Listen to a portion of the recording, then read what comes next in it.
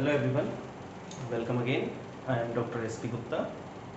आज हम जो टॉपिक पिक कर रहे हैं, ये टॉपिक कर्व ट्रेसिंग यानी किसी कर्व को स्केच करना, उस टॉपिक के लिए एक इम्पॉर्टेंट पॉइंट प्ले करता है, जिसके थ्रू हम किसी ग्राफ को, किसी स्केच को, फंक्शन में जो दिया गया है, हमें कोई भी फंक्शन हमें दिया गया है, उसका कर्व हमें स्केच करना है, तो उसकी स्केचिंग में ये टॉपिक बहुत इम्पोर्टेंट रोल प्ले करता है, क्योंकि ये उस ग्राफ का बिहेवियर बताता है, राइट। और जब हम इसको निकालते हैं तो निकालने के बाद हमें इसमें एक, ये मैं कहूँगा कि स्केचिंग के लिए जब हम स्केच बनाते हैं तो इसको निकालने का फॉर्म ही इम्पोर्टेंट रोल प्ले करता है। तो एसिम्पटोट्स क्या होता है, राइट, कितने काइंड का होता है, इसका यूज़ मैंने जैसे अभी आपको बताया कि एसिम्पटोट्स को सीखने के बाद कंसेप्ट को तो अंडरस्टैंड आप करेंगे ही, लेकिन स्केचिंग ऑफ द कर्व, इसमें आप इसको अप्लाई करना सीख जाएंगे। तो अब जो चीज़ें आपकी आएंगी वो टॉपिक जाएगा कर्व ट्रेसिंग पर, यानी किसी भी फंक्शन या दिए गए कर्व को ट्रेस करना। अब जो कर्व ट्रेसिंग है, इसको समझने के लिए पहले आपको क्या चीज़ आनी चाहिए। कुछ सर्टेन पॉइंट्स हैं जो मैं कर्व ट्रेसिंग में आपको बताऊंगा मैं, लेकिन वो इतने लार्जर पॉइंट पर नहीं है कि मैं उसका अलग अलग लेक्चर लूँ मैं। लेकिन उसमें एक टॉपिक है एसिम्पटोट्स, तो हमें उस कर्व के एसिम्पटोट्स फाइंड करने होंगे। तो एसिम्पटोट्स का जो प्रोसीजर है ये थोड़ा लेंदी भी है, समझने में इसको टाइम लग सकता है, तो ये दोनों को मैं मिक्स करूँगा, जब एक साथ मैं इसको लूँगा तो कहीं कन्फ्यूज़न बन सकती है। तो इसलिए मैंने एसिम्पटोट्स को अलग लिया, जिससे आप एसिम्पटोट्स को निकालना सीख जाएं। और वहाँ पर केवल मैं एक पॉइंट हेडिंग दूंगा कि एसिम्पटोट्स आप निकालिए, जो मैंने प्रीवियस वीडियो लेक्चर में इसको समझाया है। तो ये इजीली समझ में आ जाएगा स्टेप्स को लेते हुए, तो मैं इसको दो पार्ट में तोड़ रहा हूँ। तो जिसमें मैंने लिया है पहले एसिम्पटोट्स। तो ये एसिम्पटोट्स क्या है, तो ज्योमेट्रिकल फॉर्म में इसको डिफाइन जो किया गया है ज्योमेट्रिकल फॉर्म में, तो asymptotes of a curve is a line which is tangent to the curve at a point at infinity. यानी ये तो क्लियर है कि ये जो asymptotes of a curve is a line, ये एक लाइन है which is tangent to the curve, curve से ये टेंजेंट है at a point at infinity पर। तो डेफिनेशन फॉर्म प्रोजेक्टिव ज्योमेट्री में जो कहती है वो मैंने आपसे कहा कि ये क्या है, ये एक टेंजेंट है। एसिम्पटोट्स क्या है, of a curve is a line which is tangent to the curve at a point at infinity, right.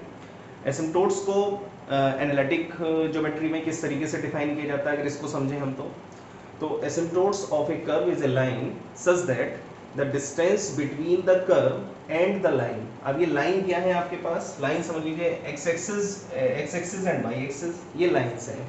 तो जो कर्व आप ड्रॉ कर रहे हैं, तो asymptotes of a curve is a line, ये एक लाइन है such that the distance between the curve and the line, यानी वो जो कर्व बन रहा है उसका और लाइन का जो डिस्टेंस है, the curve and the line approaches to zero, वो बिल्कुल ऐसे अप्रोच करेगा जीरो की तरफ as x और y और बोथ, या तो x या y या बोथ टेंस टू इंफिनिटी, इनके कोऑर्डिनेट्स टेंस टू इंफिनिटी। यानी जैसे जैसे x और y, मान लीजिए फॉर एग्जांपल x को जैसे जैसे इंफिनिटी की तरफ आप लेकर जा रहे हैं, या y को जैसे जैसे इंफिनिटी की तरफ लेकर जा रहे हैं, या x और y दोनों को इंफिनिटी की तरफ लेकर जा रहे हैं आप, अप्रोचेस टू इंफिनिटी, देन जो ग्राफ है वो बिल्कुल ऐसे लगेगा कि जैसे वो लाइन पर जा रहा है, लाइन पर टच हो रहा है, लाइन की तरफ मोल्ड हो रहा है। That is called the tangent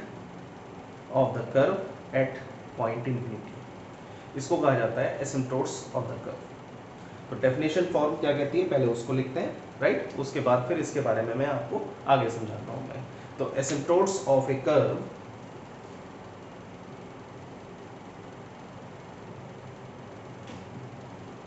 एसिम्पटोट्स of a curve, right, क्या बताया मैंने आपको, asymptotes of a curve is a line which is tangent is a line which is tangent to the curve at the point at infinity, right. तो asymptotes एक tangent है to the curve at a point at infinity, infinity approaches पर जो point है, अब ये infinity approaches along x भी हो सकती है, अलोंग वाई भी हो सकती है, अलोंग बोथ भी हो सकती है, ठीक है। ये सारी चीजें इस पर चलेंगी। अब इसके बाद इसका यूज क्या है, पहले इसको समझिए आप। तो मैंने जैसे आपसे कहा कि जब आप स्केचिंग द ग्राफ, ट्रेसिंग आप कर रहे होंगे, तो वहां पर ये ग्राफ के बिहेवियर को शो करेगा, इंफॉर्मेशन देगा about the behaviour of the curves. तो इसका यूज क्या हुआ, सबसे पहला तो आया it's use in for sketching the curve, sketching the curve, right. दूसरा मैंने कहा कि ये कर्व के बिहेवियर को बताता है,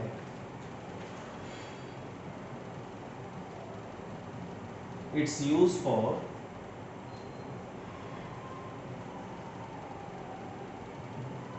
behaviour of the curve, to know, it's use to know the behaviour of the curve, curve के बिहेवियर को जानने के लिए इसका यूज किया जाता है। अब ये कितने टाइप का होता है जिसको हम सीखेंगे, राइट। और उन टाइप्स को कैसे सिंप्लीफाई किया जाता है मैथमेटिकल फॉर्म में, कैसे उसको फाइंड किया जाता है एज ए न्यूमेरिकल फॉर्म में, तो ये सारी चीजें इसमें हम समझेंगे। तो there are 3 kind of asymptotes, there are 3 kind of asymptotes. One is horizontal,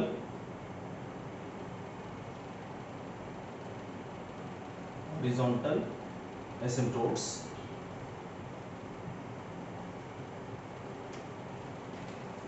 right, इसको बोला जाता है पैरेलल टू एक्स एक्सिस, ये भी याद रखिएगा। दूसरा है वर्टिकल एसिम्पटोट्स,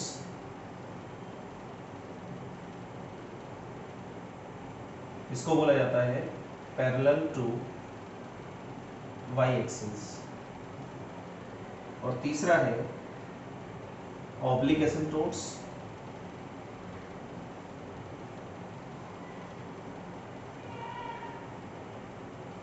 ये एक लाइन के थ्रू निकलता है, या हम स्लोप कह सकते हैं mx प्लस सी, राइट। तो ये 3 टाइप हैं, 3 काइंड हैं एसिम्पटोट्स के। One is horizontal asymptotes, second is vertical asymptotes, and third is oblique asymptotes. अब बात आती है कि इनकी डिफाइनिंग फॉर्म क्या कहती है, पहले उसको समझे जाए कि डिफाइनिंग फॉर्म क्या बोलती है। तो हॉरिजॉन्टल एसिम्पटोट्स की फॉर्म बोलती है कि horizontal asymptotes are the lines that the graph function approaches as x tending to infinity or minus infinity. यानी horizontal asymptotes are the horizontal lines. Meaning क्या निकला इसका, वन को अगर मैं डिफाइन करूं तो horizontal asymptotes are the horizontal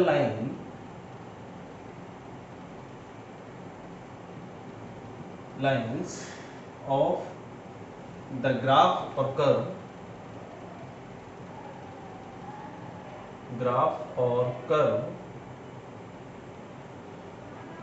at a point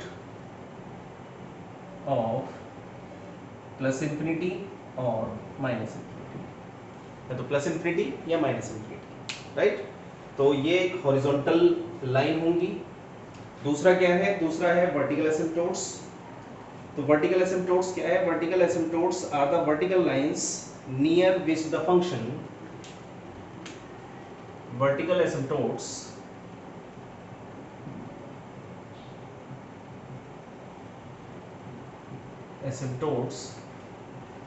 are the vertical lines near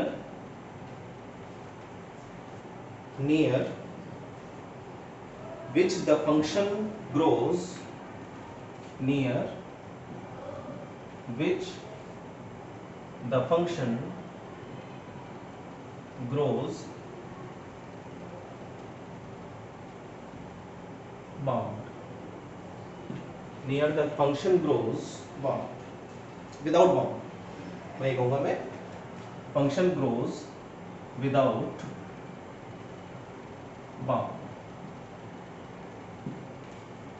ठीक। थर्ड पॉइंट क्या है? थर्ड पॉइंट है ऑब्लिक एसिम्पटोट्स। तो ऑब्लिक एसिम्पटोट्स क्या है? Has a slope. पहला पॉइंट क्या है इसका? Oblique एसिम्पटोट्स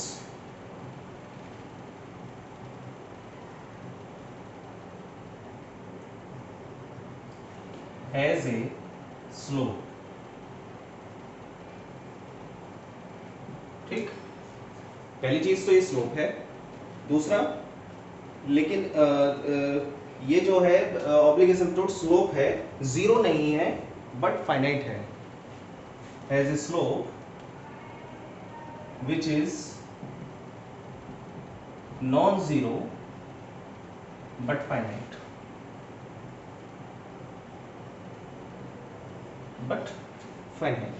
right? तो ये भी कैसे मिलेगा?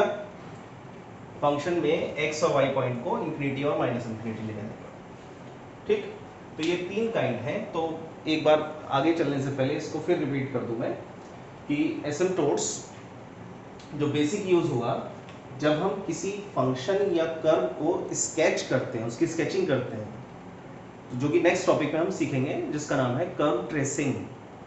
तो कर्व को ट्रेस करना सीखेंगे। तो उस ट्रेस करने में जो पॉइंट्स आएंगे, जो रिक्वायर्ड पॉइंट्स हैं, जो आपको पता होने चाहिए, उनमें से एक पॉइंट है एसिम्पटोट्स। ये बहुत ही इंपॉर्टेंट और बहुत ही मेन रोल प्ले करता है किसी भी ग्राफ को स्केच करने में। तो इस टॉपिक को मैंने पहले अलग से पिक किया जिससे कि आप इसकी इंपॉर्टेंसी फॉर्म को समझें, कितने टाइप का होता है, ये डिफाइन क्या करता है, इसका यूज़ क्या है, वो टाइप क्या डिफाइन करती हैं, एंड देन उन टाइप को मैथमेटिकली कैसे फाइंड किया जाता है किसी कर्व पर। ये सारी चीज़ें आप पहले अलग से सीखें, क्योंकि ये अल्टीमेटली एसिम्पटोट्स क्या बताता है? Behaviour of the sketch. जो भी आप स्केचिंग करने वाले हैं, जिस भी कर्व की आप स्केचिंग करेंगे, उसका बिहेवियर ये बताता है। तो इसको पहले समझना जरूरी है ना? तो हमने क्या कहा इसमें कि asymptotes of a curve is a line which is tangent to the curve at a point of infinity. ठीक, उसके बाद कहा इसका यूज क्या है? स्केचिंग में है। और ये क्या बताता है? ये to know the behaviour of the curve, ये कर्व के बिहेवियर को बताता है। तीन काइंड का एसिम्पटोट्स होता है, horizontal asymptotes, vertical asymptotes, oblique asymptotes, right?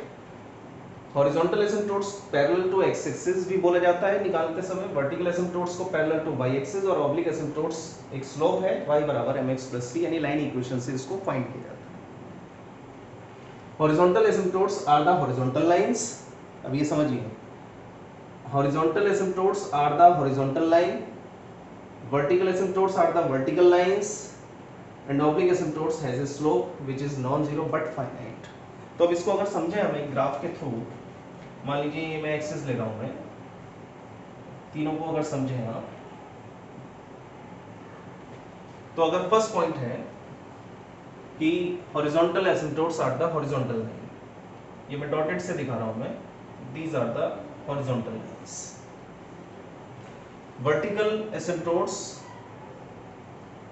ये मैं वर्टिकल दिखा रहा हूँ आपको, एंड ये हो गया सेकेंड टाइप। और थर्ड टाइप हो गया आपका oblique asymptotes is a slope.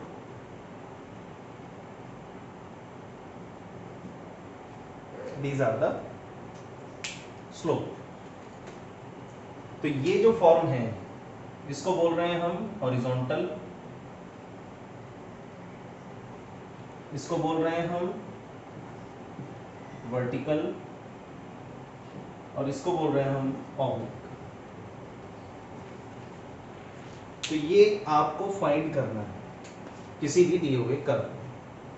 तो अब आगे का प्रोसीजर जो आएगा वो आएगा कि इसको हम फाइंड करेंगे तीनों को, किस किस तरीके से हम इसको फाइंड करेंगे। तो मैं उसकी हेडिंग लिख रहा हूं, मैं उसको समझते हैं आप विद एग्जाम्पल।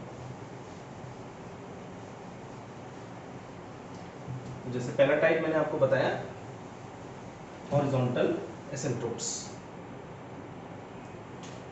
फर्स्ट इज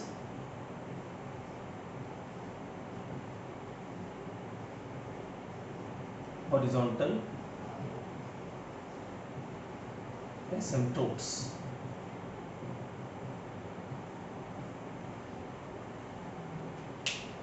इसको कैसे निकाला जाएगा मैथमेटिकली, इसको आप समझिए।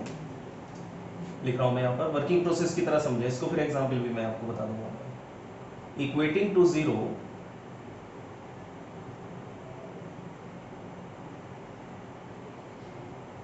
The coefficient of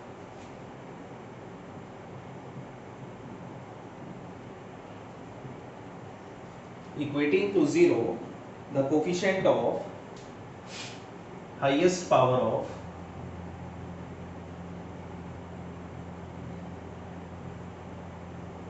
x, equating to zero the coefficient of highest power of x। Meaning क्या है इस बात का कि अगर आपको हॉरिजॉन्टल एसिम्पटोट्स निकालना है या parallel to x axis asymptotes find करना है, तो आपके पास जो इक्वेशन होगी उस इक्वेशन के हाईएस्ट पावर ऑफ एक्स के कोफिशिएंट को जीरो के बराबर रख दीजिए।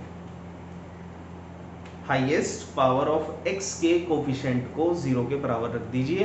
That will give the horizontal asymptotes of the given curve.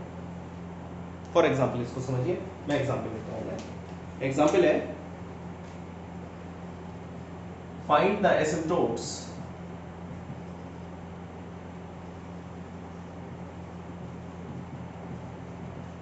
of the curve, और कर्व है yx square minus 4x square plus x plus 2 equals to 0। ये कोई कर्व है आपके पास, ठीक। तो सबसे पहले आपने इस कर्व में देखा कि हाईएस्ट पावर ऑफ x क्या है, क्योंकि आपको एसिम्पटोट्स निकालना है, हॉरिजॉन्टल एसिम्पटोट्स आप फाइंड कर रहे हैं इसमें। तो आपने पहले इसको लिख दिया y माइनस 4 x कॉमन निकाल दिया, x square plus x plus 2। सबसे पहले इक्वेशन को आपने इस तरीके से लिख दिया। अब हाईएस्ट पावर ऑफ क्या है ये देखा आपने, तो आपने लिखा the highest power of x, the highest power of x that is क्या है x स्क्वायर, ठीक। The highest power of x that is x square, इसका कोफिशिएंट क्या है y माइनस 4, क्या रखना है उसको जीरो के बराबर रखना है। देयरफॉर y इक्वल्स टू 4, ये निकल कर आया। तो आप कह रहे हैं hence y equals to 4 is the asymptotes parallel to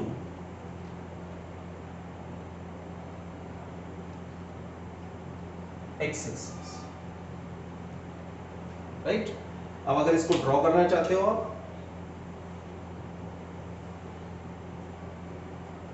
तो y बराबर 4 का मतलब क्या हो गया 1 2 3 4, ये हो गया y बराबर 4, ठीक है, क्लियर। तो ये पैरेलल टू एक्स एक्सिस हो गया। अब एसिम्पटोट्स क्या कह रहा है, एसिम्पटोट्स का मीनिंग ये आ रहा है कि एक टेंजेंट आपको मिल रहा है। एसिम्पटोट्स ऑफ द कर्व क्या है, which is a tangent to the curve. जो आप कर्व बना रहे हैं वहां से वहां तक का टेंजेंट है, और ये एक लाइन की तरह है, इसको टच नहीं करेगा कर्व, इंफिनिटी की तरफ चला जाएगा। यानी x और y की वैल्यू को जैसे ही अप्रोच करेंगे इंफिनिटी की तरफ तो वो इससे मिलता हुआ दिखेगा, लेकिन इस पर टच नहीं होगा, यहाँ से राउंड अप हो जाएगा, घूम जाएगा। ये भी आप समझ सकते हैं इसको।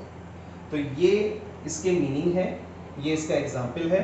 तो फर्स्ट टाइप लिया मैंने horizontal asymptotes equating to zero the coefficient of highest power of x, इसका एक एग्जाम्पल लेके समझाया। सेकेंड टाइप लेते हैं वर्टिकल।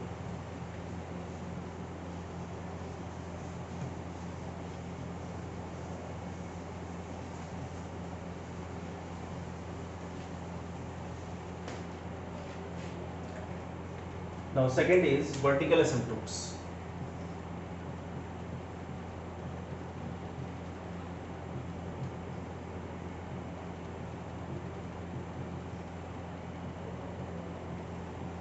इसको कैसे निकालेंगे आप?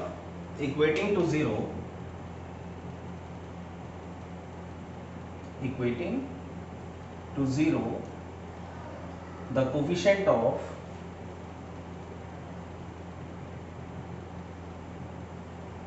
हाईएस्ट पावर ऑफ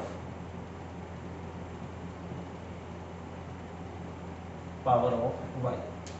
यहां उल्टा हो गया, यानी जब आप वर्टिकल एसिम्पटोट्स निकाल रहे हैं तो आपको इक्वेटिंग करनी होगी कर्व में से हाईएस्ट पावर ऑफ y का कोफिशिएंट, उसको जीरो के बराबर रखना होगा। तो इसको एग्जांपल से समझिए। Find the एसिम्पटोट्स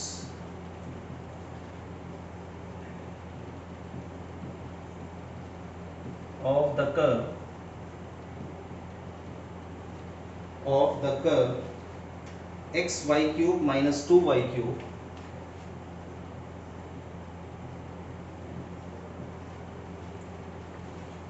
plus y square plus x square plus 2 equals to 0, right. तो जैसे इसको किया, इसको समझिए सॉल्यूशन में। सॉल्यूशन सबसे पहले आपने कॉमन निकाल दिया और अरेंज कर दिया इसको डिसेंडिंग पावर में, राइट। और उसके बाद डेफिनेशन के according equating to zero the coefficient of highest power of y। तो हाईएस्ट पावर ऑफ y है y क्यूब, तो आपने देखा था highest power of y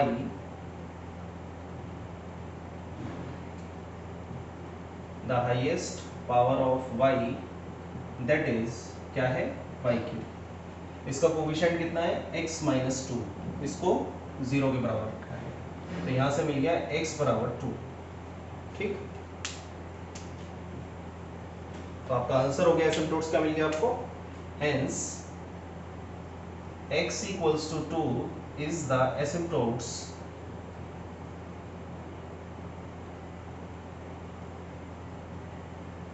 parallel to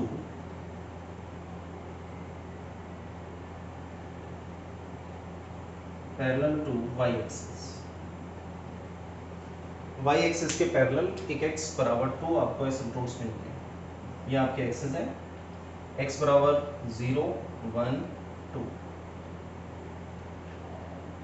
ये है x बराबर 2। तो अब इससे मीनिंग क्या निकल रहा है कि लाइंस और कर्व के बीच में, लाइंस और कर्व के बीच में, ये जो कर्व आप बनाएंगे ये इन दोनों के बीच का पार्ट हो गया।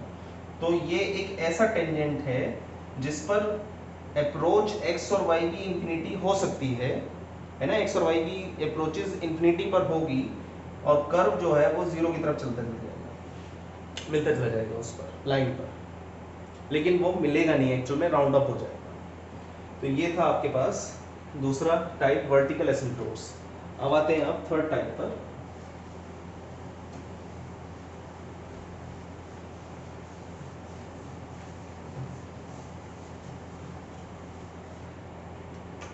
Type number 3 oblique एसिम्पटोट्स।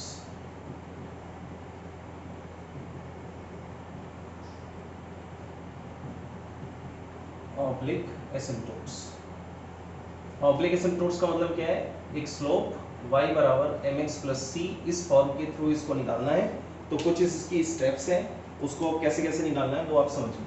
First step क्या कहती है इसकी, फाइंड phi n m इसको निकालना है। ये कैसे निकलेगा, आपकी जो भी ये कर्व है इस कर्व को डिसेंडिंग पावर में सेट कर दीजिए, डिसेंडिंग पावर में हाईएस्ट पहले, फिर छोटा, फिर छोटा, फिर छोटा।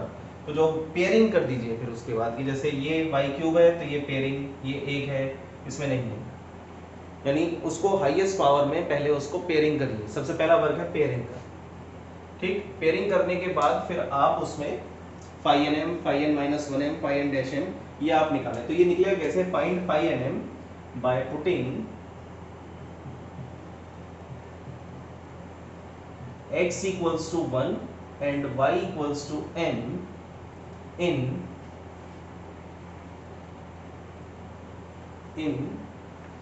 the highest degree term,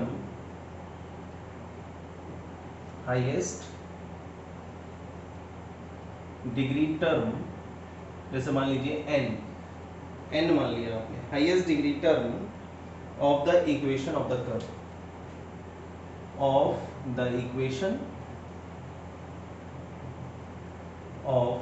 curve, यानी पहले आपको फाई एन एम निकालना है। किस प्रोसीजर से निकालना है, x बराबर 1 y बराबर m रखना है, कर्व जो इक्वेशन है उसमें सबसे हाईएस्ट यानी n, ये मान लीजिए ये n है इस समय, उसमें आप जब ये निकल जाए, number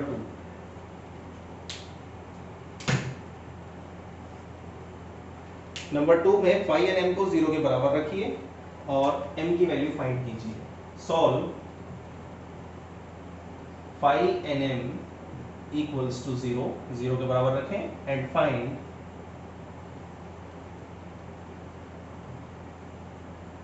the value of m की वैल्यू को आप निकालें, ठीक है। सबको समझ आ रहा है यहां तक, m की वैल्यू को निकालें। थर्ड स्टेप, जब ये m निकल जाए फिर आप इक्वेशन में अगेन जाकर फाइंड करें फाई n माइनस 1m इससे छोटा, bye putting x equals to 1 y equals to m in the next highest degree term, मान लीजिए वो हमने ले ली, इससे छोटी क्या होगी n minus 1 of the equation of the curve.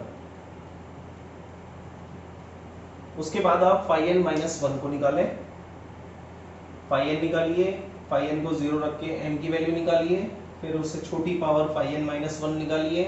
जब ये निकल जाए तो फोर्थ स्टेप है to find the slope c, to find the value of c, क्योंकि आपको इसमें क्या क्या चाहिए, m और c चाहिए। तो m तो निकल गया यहाँ से, सेकंड से m निकल गया, अब c निकालना है। तो c निकालने का प्रोसीजर है to find the value of c, to find the value of c we use the following formula। तो अब इसका फर्स्ट पार्ट आ रहा है, if value of m are distinct,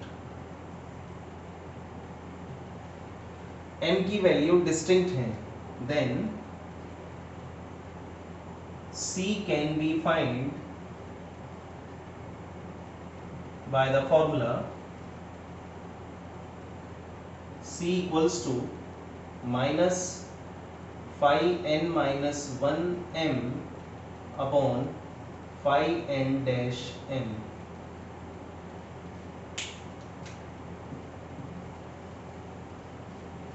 ठीक, अगर m डिस्टिंक्ट निकला है तो c निकालने के लिए इस फॉर्मूले का इस्तेमाल करें। Phi n minus 1 third step से मिल गया, फाई n डैश m जो फर्स्ट से मिला है इसको एक बार डिफरेंशिएट कर दीजिए, ठीक है। और m आपके पास जो निकला है उसको एक एक करके डालते चले जाइए, जितने भी m आपके पास हैं। Second part, if two values of m are equal, दो वैल्यूज m की इक्वल हैं, then c can be find by the formula c square by 2 factorial 5n double dash m plus c by 1 factorial 5n minus 1m dash plus 5n minus 2m equals to 0।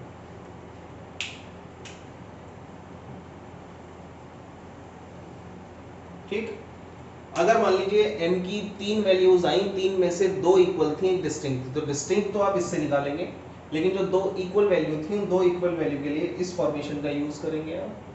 ये 2 equal के लिए है c square by 2 5n double dash m, 2 बार करते हैं differentiate, 5n minus 1 निकाल चुके हैं, एक बार करते हैं differentiate, 5n minus 2 next highest power, यानी इस n माइनस 1 के बाद n माइनस 2 नेक्स्ट उससे छोटी वाली। ठीक है, ऐसा भी हो सकता है थर्ड पार्ट की तीनों वैल्यूज 3 निकाली, तीनों ही इक्वल्स आ गई, ये भी हो सकता है।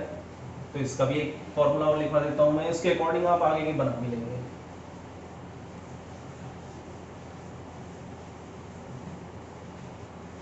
राइट, तो इसका थर्ड पार्ट में ले रहा हूं मैं। थर्ड पार्ट में मैंने कहा if 3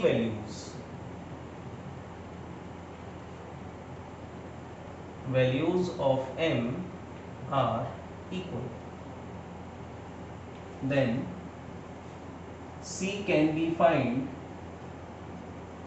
by the formula c cube by 3 factorial 5n triple dash m plus c square by 2 factorial 5n minus 1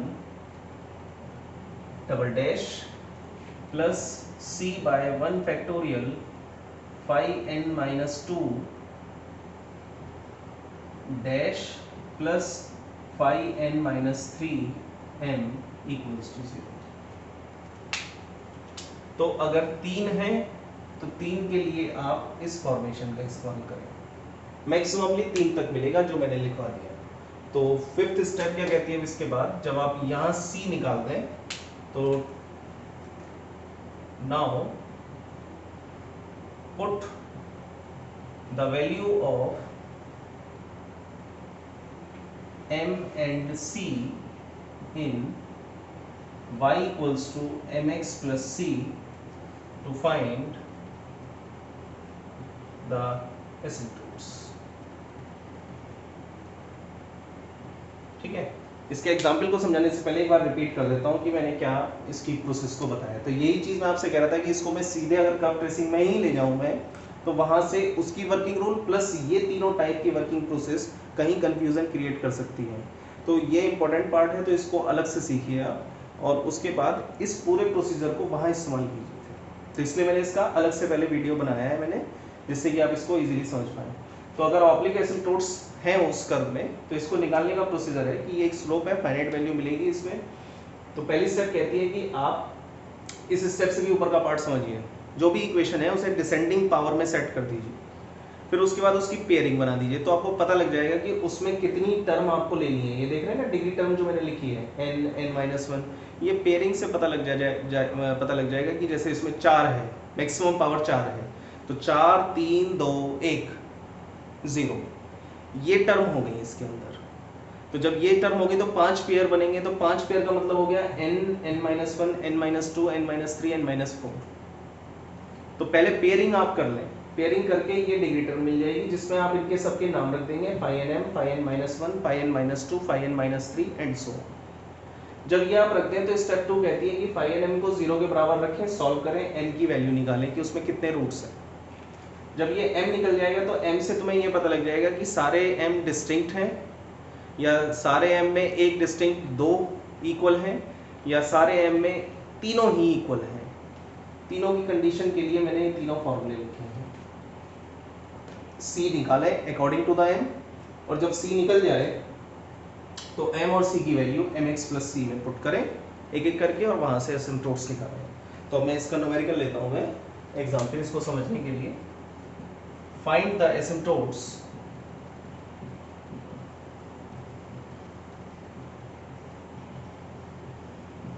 of the curve, find the asymptotes of the curve y cube minus xy square y cube minus xy square minus x square y plus x cube plus x square x cube plus x square minus y square equals to 0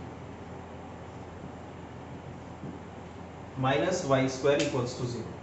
तो सबसे पहले आपको मैं इस steps की हर एक point को समझाता हूँ। मैंने आपसे कहा पहले पेयरिंग कीजिए, तो आप इसमें देखिए इसमें पावर्स कैसे दी गई हैं। अब देखिए y की पावर 3, x की पावर 1, 1 plus 2 is 3, x की पावर 2, y की पावर 1, 2 plus 1 is 3, x की पावर 3, 2, 2, यानी ये 3 पावर के ये 4 हैं और 2 पावर का उससे नेक्स्ट के ये 2, और पावर इसमें है नहीं।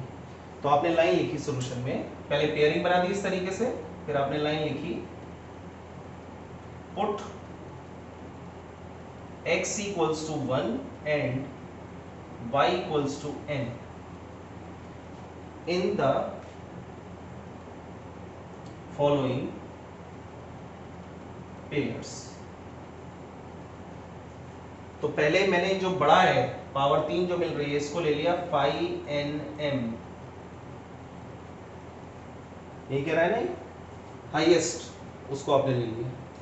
अब इसमें आपने x की जगह 1 और y की जगह m डाला, तो m cube minus m square minus m plus 1, ये आपको मिल गया। इससे नेक्स्ट वाले को ले लिया आपने phi n माइनस 1n, ये पेयर। इसमें आपने रखा x की जगह 1 और y की जगह m, ये आपको मिल गया। तो पहला काम आपको ये करना है, इसको डिसेंडिंग पावर में सेट करके पेयरिंग बनानी है। पेयर बनते ही इसमें पुट कर देना है x बराबर 1, y बराबर m, और उसके बाद इनको बना देना है। अब इसमें और आगे नहीं है, अगर और आगे टर्म होती तो मैं phi n minus 2, phi n minus 3, phi n minus 4 में निकाल के रखता पहले ही एडवांस में। नेक्स्ट स्टेप जब ये हो जाए, phi n m को 0 के बराबर रखिए और m निकालिए। तो अब हमारा अगला काम है कि हम phi n m को 0 के बराबर रखकर m की वैल्यूज को फाइंड करें।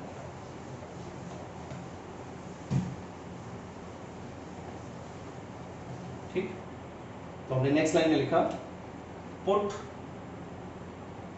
phi n m equals to 0, क्या मिला m cube minus m square minus m plus 1 equals to 0। कैलसी चाहे कैलसी से रूट्स निकाल दीजिए। अब मैंने आपको रूट्स निकालना भी बताया with the help of scientific calculator, और चाहे तो फैक्टर फॉर्मूला। ठीक, मैंने m स्क्वायर कॉमन निकाला, m माइनस 1, यहाँ माइनस 1 कॉमन लिया, m minus 1 equals to 0, m minus 1 is common, m square minus 1 equals to 0, तो m इक्वल्स टू यहाँ से आया 1, यहाँ से आया m equals two plus minus 1। ठीक है, तो ये आपको मिल गया फाइनली 1, 1, माइनस 1। ठीक, अब ये क्लियर तुम्हें दिख रहा होगा। इसमें 2 इक्वल हैं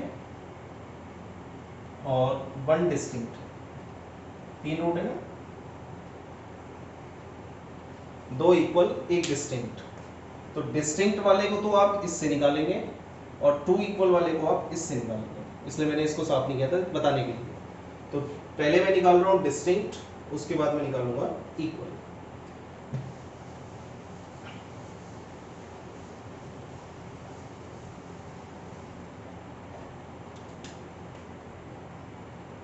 first for m equals to minus 1, c equals to minus phi n minus 1m upon phi n dash m, minus phi n minus 1 कितना है 1 माइनस m स्क्वायर, और phi n डैश m इसको differentiate कर दीजिए, 3m square minus 2m minus 1, minus से multiply कर दी तो ये आ गया m square minus 1 upon 3m² minus 2m minus 1, ये है आपका c। अब इसमें पुट कर दीजिए m इक्वल्स टू -1 जैसे ही पुट किया आपने तो -1 का स्क्वायर 1 -1 अपॉन 3 - 2 - 1 कितना आ गया ये 0, राइट। तो ये c इक्वल्स टू आ गया आपका 0, ठीक है। c बराबर 0 लिख दो यहाँ पर, m बराबर -1 पे c बराबर 0।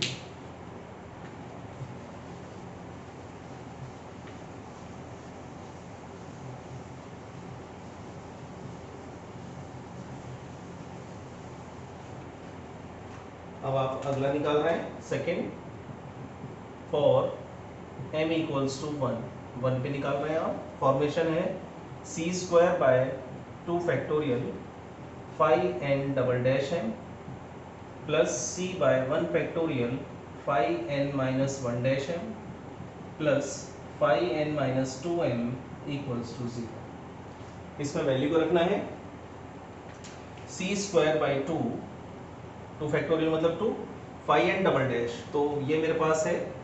इसका एक बार किया आपने तो 3m² माइनस 2m माइनस 1 आया, और एक बार और फर्दर करेंगे तो आएगा 6m माइनस 2, तो ये हो गया 6m minus 2 plus c by 1 factorial 5n minus 1 था 1 माइनस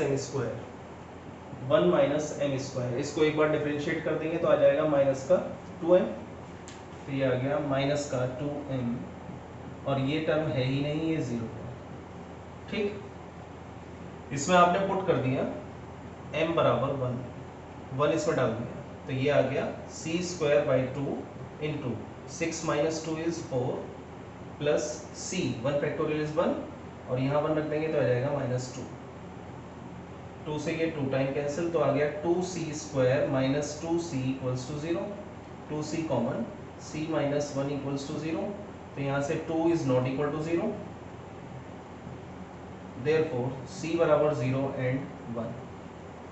क्लियर आ गई बात समझ में कि m बराबर 1 पर c बराबर 0 और 1 है, ठीक। ये निकाल चुके हो आप। तो अब एसिम्पटोट्स क्या बना, देयरफॉर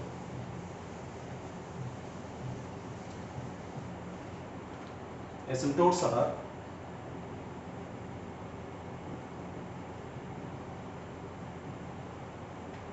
y बराबर mx प्लस c में पहला एसिम्पटोट्स हमने इस पे निकाला -1 c बराबर 0, तो y बराबर -x। दूसरा एसिम्पटोट्स m बराबर 1 पर c बराबर 0, y बराबर x, और तीसरा एसिम्पटोट्स m बराबर 1 पर c बराबर 1, ये हो गया तीसरा एसिम्पटोट्स। इनकी आप ग्राफ भी कर सकते हैं, ग्राफ भी बना सकते हैं कि ये एसिम्पटोट्स कहाँ कहाँ पर किस किस फॉर्म में ये आ रहे हैं, राइट।